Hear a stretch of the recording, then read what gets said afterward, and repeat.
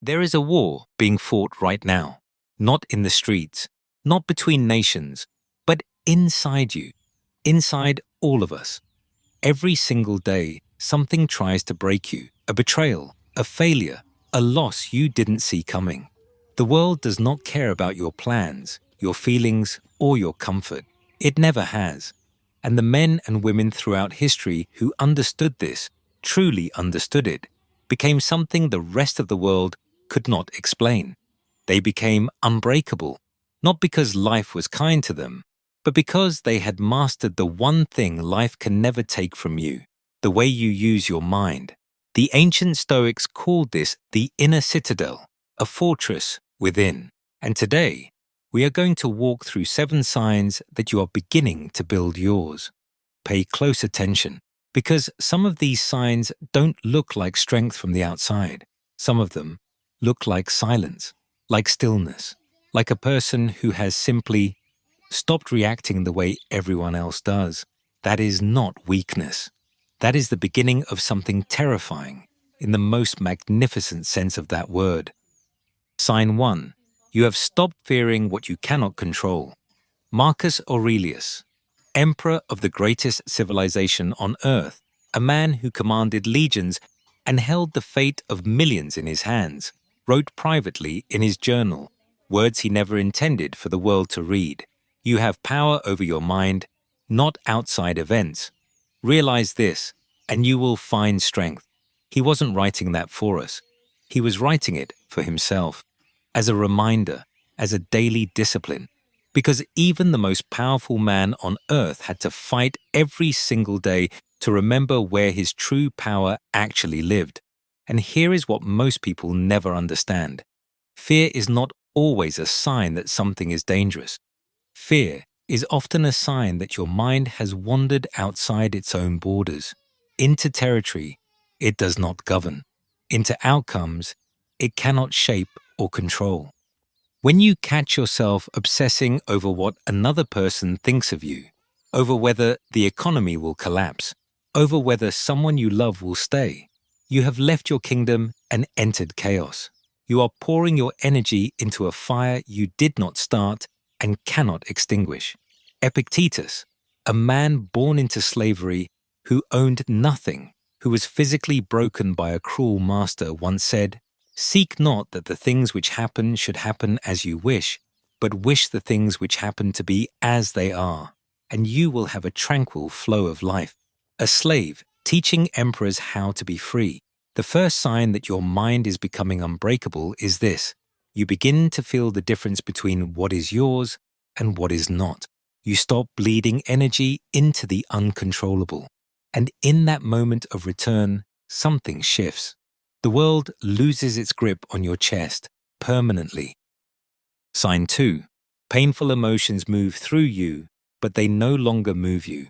There is a dangerous lie the modern world tells us, that strength means feeling nothing, that the unbreakable person is cold, detached, hollow, a stone wall where a human being used to stand. That is not strength, and it is not Stoicism. The Stoics made a distinction so sharp, so precise, that most people spend their entire lives never encountering it.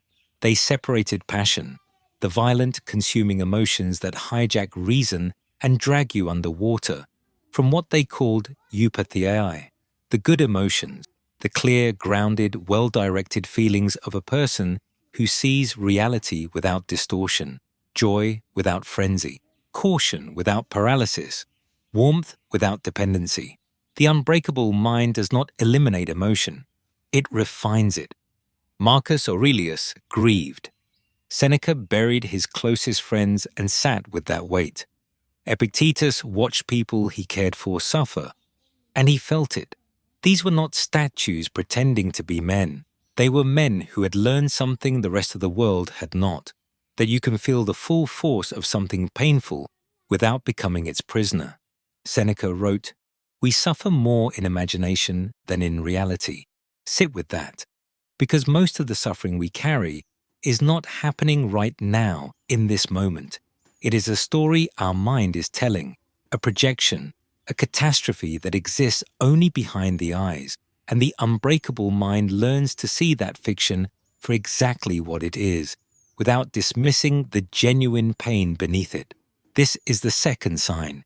You notice that grief still arrives, anger still rises, disappointment still lands, but something has changed in the architecture of how you experience these things. They move through you like weather moves through open sky, real, sometimes violent, but ultimately passing. They no longer build permanent structures inside you. They no longer become your identity. You feel the storm, you do not become it. And that gap, that small sacred space between what you feel and what you do, is where your character is forged. The Stoics called the practice of holding that space prosoche, watchful attention to the self, a continuous, humble act of witnessing your own inner world without being consumed by it. When you begin to live inside that gap, you are no longer at the mercy of your own mind.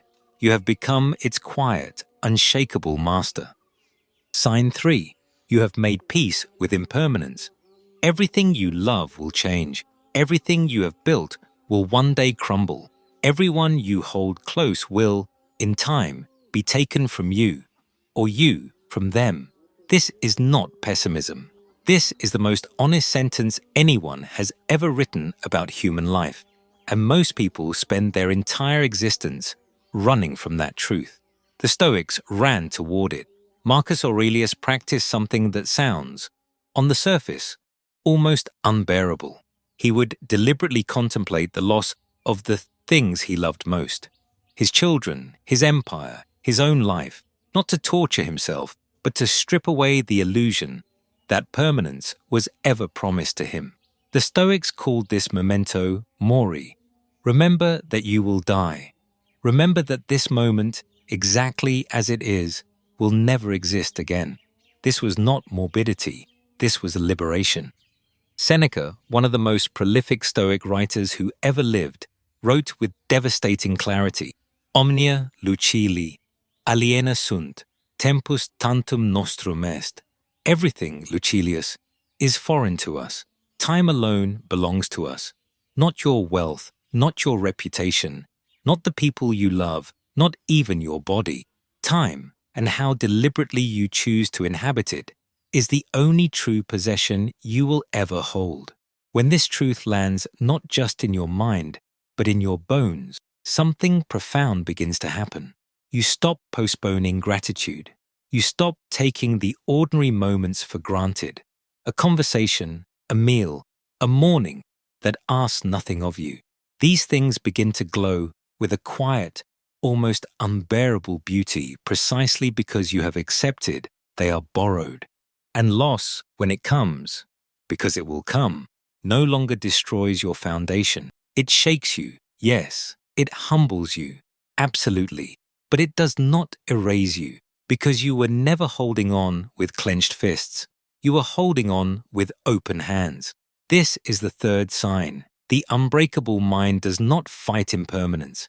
It has learned to walk alongside it, to let the awareness of endings make every beginning more sacred, every middle more inhabited, every farewell more honest. You are not in denial. You are not numb. You are simply awake to the radical, transforming truth that nothing lasts, and therefore nothing should be wasted. Sign 4. You no longer need external validation to feel whole. There is a hunger that lives inside most people, quiet, relentless, and almost never spoken aloud. A hunger to be seen, to be approved of, to have the world look at what you have built, who you have become, and nod in agreement that yes, you are enough. And there is nothing more dangerous to the architecture of an unbreakable mind than building it on that foundation. The Stoics saw this clearly. With almost surgical precision, they identified the need for external validation as one of the deepest sources of human suffering. Not because recognition is worthless, but because when your sense of self depends on something outside your control, the opinions of others, their praise, their acceptance, you have handed the keys to your inner citadel to strangers. Epictetus was ruthless on this point. He wrote, If you are ever tempted to seek outside approbation, realize that you have lost your inner compass. A person who needs applause to feel worthy will perform endlessly and still feel empty, because the applause always fades. The crowd always moves on, and in the silence that follows, the hunger returns, deeper than before. The unbreakable mind has undergone a fundamental reorientation. It has moved the source of its worth from the outside world to something immovable within. The Stoics called this arete, virtue, excellence of character, the daily, unglamorous, unwitnessed commitment to acting in accordance with your highest values, whether anyone is watching or not. Marcus Aurelius wrote in his private journals, again, words never meant for public eyes, never esteem anything as of advantage to you that will make you break your word or lose your self-respect. This is the quiet revolution of the unbreakable mind. You begin to measure yourself not by the applause of others, but by the integrity of your own actions. You begin to notice the difference between performing goodness and actually practicing it, and you choose the latter, even when it costs you recognition, especially when it costs you recognition.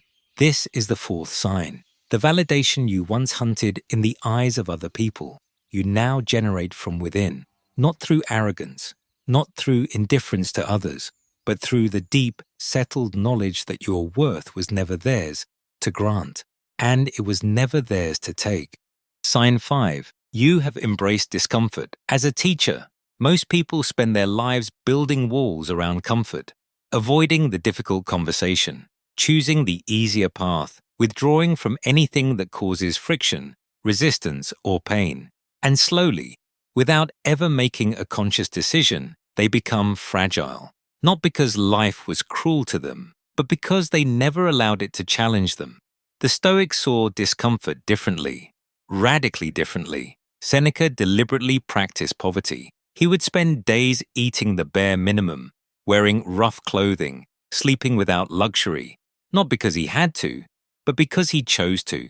He called this melity, voluntary hardship, training the mind and body to prove to themselves that they could endure far more than comfort had led them to believe. He wrote, "It is not the man who has too little who is poor, but the man who hankers after more." And this reframing is everything, because the moment you stop running from discomfort and begin walking toward it, deliberately, eyes open, it loses its power over you. The cold becomes a teacher. The rejection becomes a lesson. The failure becomes the very material from which resilience is constructed. Epictetus taught that every obstacle placed before us carries within it an invitation to discover exactly how much strength we have been leaving untouched, unused, dormant inside us like a fire that was never given air. This is the fifth sign. You no longer negotiate with discomfort at the door. You let it in. You sit with it. You ask it what it came to teach you, because the unbreakable mind was not born unbreakable. It was forged in exactly the kinds of moments most people spend their entire lives trying to avoid. Sign 6. You act with purpose, even when motivation has left you. Motivation is a feeling, and feelings, as we have already established, are visitors, not residents. They arrive without warning, and they leave the same way. Yet somewhere along the way, the modern world convinced us to wait for motivation before we move, to wait until we feel ready, feel inspired, feel certain. The unbreakable mind does not wait. This is perhaps one of the most practical and quietly radical shifts that Stoic philosophy produces in a person. The Stoics had no interest in how you felt about the work. They were interested in whether you did it. Marcus Aurelius, who ruled an empire while battling chronic illness, personal grief, and the constant weight of war, wrote to himself in the early hours of the morning, "At dawn, when you have trouble getting out of bed, tell yourself, I have to go to work as a human being, not as an emperor, not as a philosopher, as a human being, doing what human beings are built to do. Engage, contribute, move forward. regardless of how the morning feels. The Stoics call this kathekon, appropriate action, the fulfillment of your duty, your purpose, your role, executed not when conditions are perfect, but because the commitment itself is the point, because discipline, practiced in the absence of feeling, is the purest form of it. And here is what that kind of living produces over time: an identity that is no longer dependent on circumstances. You become someone who shows up consistently, quietly, without needing the stars to align or the feeling to arrive. This is the sixth sign. When motivation abandons you, your feet still move, your hands still work, your purpose still breathes, because you are no longer driven by how things feel. You are driven by who you have decided to become. Sign 7. You have begun to see yourself clearly without flinching. Of all the signs, this one is the most difficult and the rarest. It is easy to be honest about the world. It is easy to observe the failures of others, to diagnose the weaknesses of society, to speak with clarity about everything that exists outside of you. But to turn that same unflinching gaze inward, to see yourself without the flattering distortions of ego, without the comfortable excuses, without the stories you have been telling yourself for years, that requires a courage most people never summon. The Stoics called this self-examination, and they treated it not as an occasional exercise, but as a daily obligation. Seneca wrote, "I examine my entire day and go back over what I've done and said, hiding nothing from myself, passing nothing by. Every evening, without mercy, without self-pity, a clean, honest accounting of where he lived up to his values, and where he did not to punish himself, but to know himself, because a mind that cannot see itself clearly cannot correct itself, and a mind that cannot correct itself is forever at the mercy of its own blind spots. This is what separates the unbreakable mind from the merely stubborn one. Stubbornness refuses to look inward. Strength demands it. When you begin to practice this, truly practice it, something humbling and magnificent happens simultaneously. You discover you are both worse and better than you imagined, more flawed in certain places, more capable in others. And in that honest, unguarded moment of self-knowledge, you find the only foundation that can never be taken from you. Not reputation, not achievement, not the approval of others, just the clear, quiet truth of who you actually are, and the daily, disciplined choice to become more. That is the unbreakable mind, and it has been inside you all along.